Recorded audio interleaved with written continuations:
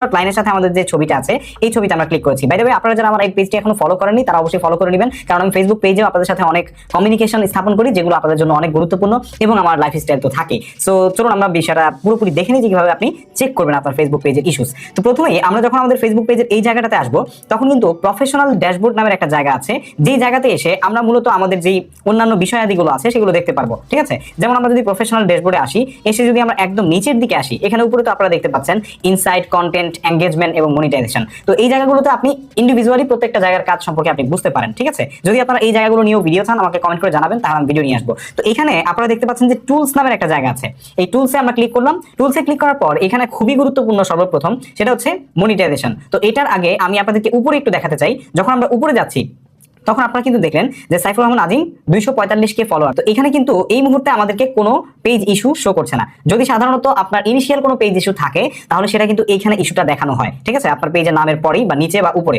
ঠিক আছে, এছাড়াও আপনার অন্যান্য যে ইস্যুগুলো আছে সেগুলো আমরা টুলসে যাব, গিয়ে মনিটাইজেশনের জন্য আসলে কোনো ইস্যু আমরা আছে কিনা আমাদের পেজে সেটা এখান থেকে দেখতে পারবো যদি আপনার পেজে মনিটাইজেশন থাকে। যেমন আমি আপনাদেরকে প্রমাণ সহ দেখাচ্ছি, আমার পেজে অলরেডি